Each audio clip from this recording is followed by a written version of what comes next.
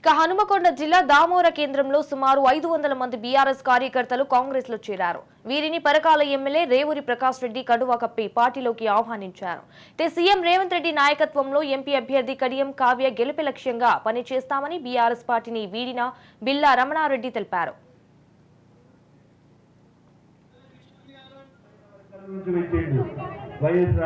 ఎవరి మాటతోటి సోనియమ్మ చెప్పింది, సోనియమ్మ చెప్తే పెట్టడం జరిగింది. అదే కాకుండా ఇవాళ మీ బీసీ పిల్లలు ఉన్నారు, ఇవాళ మంచి ఉన్నత చదువులు చదువుకోగలుగుతున్నారంటే ఫీజు రియంబర్స్మెంట్ పెట్టింది ఎవరమ్మా? ఎవరు పెట్టిండు ఫీజు రియంబర్స్మెంట్? అది మర్చిపోయింది. ఇది అన్యాయం తల్లి. నిజంగా ఫీజు రియంబర్స్ పెట్టింది కూడా కాంగ్రెస్ గవర్నమెంటే. ఇంద్రమ్మ ఇల్లు ఇచ్చిందా లేదా? అప్పుడు ఇదన్నా గుర్తుందా లేదా? ఉన్న ఇళ్ళ కన్నా అది కూడా గుర్తులేదా? గుర్తున్నదా?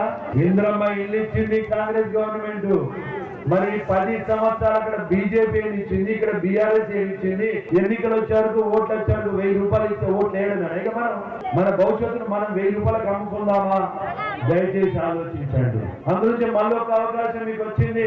రేపు పార్లమెంట్ ఎన్నికలలో మరి కడియం కావ్య ఒక చదువుకున్న అమ్మాయి, మంచి డాక్టర్. అది మరి వాళ్ళు చూస్తే ఆమె యొక్క స్వచ్ఛంద సంస్థను ప్రారంభించడం జరిగింది. ప్రారంభించి గర్భిణీ స్త్రీలకు సూచనలు సలహాలు ఇవ్వడమే కాకుండా మందులు అవసరం ఉంటే కూడా ఉచితంగా ఇస్తున్నారు.